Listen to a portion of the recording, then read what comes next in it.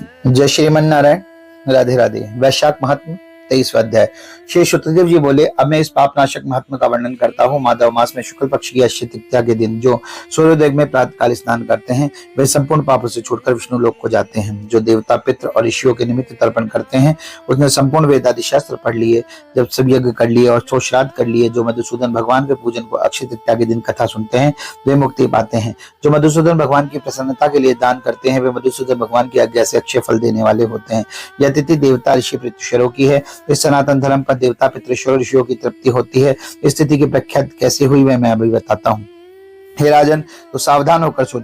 प्राचीन समय में राजा बलि के संग इंद्र का युद्ध हुआ और देवता दैत्यों का भी आपस में द्वंद्व युद्ध हुआ। इंद्र पातालवासी बलि को जीत कर भी पृथ्वी पर के आश्रम में आया। वहां जाकर उसने मंद गामिनी गर्भिणी पत्नी को देखा जिसकी कमर में सुवर्ण सूत्रबद्ध किंकड़ी शोभा दे रही थी। उन कंकड़ों की झनकार से मंदमक्त भ्रमर और कोकिलाओं के शब्दों को जीत लिया। उनके प्रकार के वस्त्र धारण किए वह मधुर भाषिणी और मंद मंद हास्य युक्त शोभा दे रही थी। कुंभ के सदृश पिनकुचों में जिसकी अपूर्व शोभा दे रही थी। विकसित कमल के समान उसका मुख था, नील कमल के समान नेत्र थे, केतकी की उदर के समान पीठ और मनोहर गालों वाली परिश्रम में श्वास भरती हुई दीनाक्ष कुटी की ओर मुख किए हुई थी। उसे पर्यंक पर शयन करती हुई देखकर इंद्र को मोहोत्पन्न हो गया और वह बलपूर्वक उस गर्भिणी स्त्री से भोग करने लगा। तब गर्भस्थ पिंड ने अपने गिरने के में दुखी होकर अपने पांव से योनि मार्ग को ढक दिया, जिससे इंद्र का वीर्य पृथ्वी पर गिर पड़ा। तब गर्भस्थ शिशु पर इंद्र का महाक्रोध हुआ और क्रोध के मारे तांबे जैसे लाल नेत्र का शाप दिया, हे दुर्बुद्धे, तूने पांव से योनि द्वार को रोका है, इससे तू जन्मांध हो। तब उस दिग्र मात्र वहां पावों से वीर्य संचालन से जयंत के समान हुआ। इंद्र ऋषि के श्राप के भय से शीघ्र ही भागा। उसे भागते हुए देख संपूर्ण शिष्य हंसने लगे। तब लज्जा के मारे पहाड़ की कंदरा में जा घुसा, वहां बैठकर उग्र तप करने लगा। जब इंद्र लज्जा के मारे कंदरा में जा घुसा तो राजा बलि और उसके साथी दैत्यगण गुप्त दूतों द्वारा भेद लेकर देवताओं पर आक्रमण कर अमरावतीपुरी दिक्पालों की विभूति और शंभरादि तथा स्वामी रहित देवताओं के राज्यों को बलपूर्वक भोगने लगे। तब अग्नि से आदि से लेकर सब देवता अपने रक्षक को न देखते भय से बृहस्पति के पास गए। इंद्र का वृत्तांत पूछने लगे कि हमारे स्वामी कहाँ है?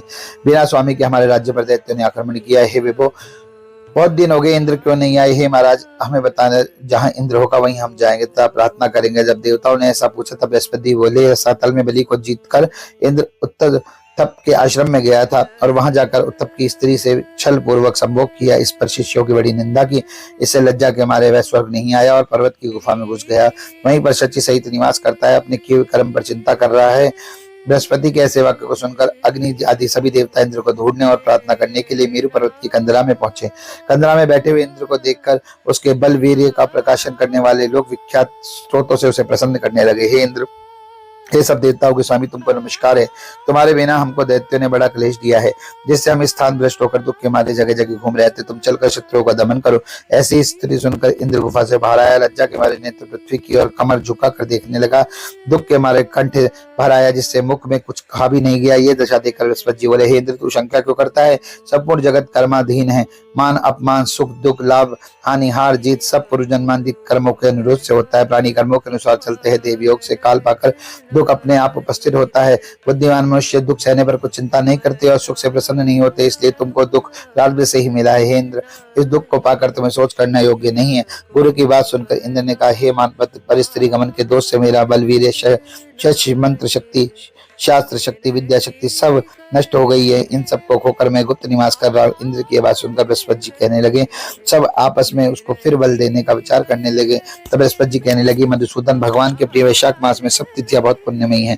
इसमें शुक्ल पक्ष की तृतीया अक्षय तृतीया है। जो इस तिथि में श्रद्धा पूर्वक स्नान दान आदि करता है, निसंदेह उसके सहस्त्रों पाप नष्ट हो जाते हैं तथा बल, वीर्य और ऐश्वर्य अत्यंत बढ़ते हैं। अतः अक्षय तृतीया के दिन बलि के वैरी इंद्र द्वारा स्नान दान आदि सद्धर्म करने चाहिए, जिससे उसका हित साधन हो, जिसके प्रताप से इंद्र में विद्या, मंत्र, शास्त्र पूर्वक शक्ति हो जाए, बल, वीर्य और यश भी पूर्वक बढ़ जाए। देवताओं के सामने बृहस्पति जी ने ऐसा विचार कर इंद्र से वैशाख के धर्म कराए। अक्षय तृतीया के दिन भुक्ति मुक्ति देने वाले धर्मों में पूर्वक बल और वीर्य आदि बढ़ गए तथा इस पर स्त्री गमन का दोष भी तत्काल नष्ट हो गया। इस कर्म से इंद्र अपने पाप कर्मों से इस प्रकार छूट गया, जिससे चंद्रमा राहु से छूटता है और वह देवताओं के मध्य पूर्ववत शोभा प्राप्त करने लगा। इंद्र ने देवताओं को संग ले असुर को जीता। अक्षय तृतीया के महात्म से सब वैभवों की मुक्ति हो अमरावतीपुरी में प्रवेश किया।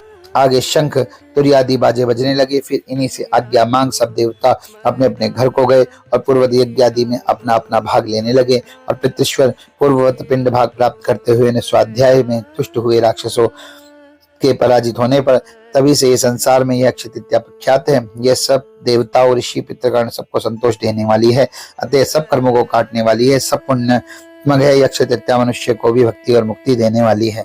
जय श्रीमन नारायण। राधे राधे।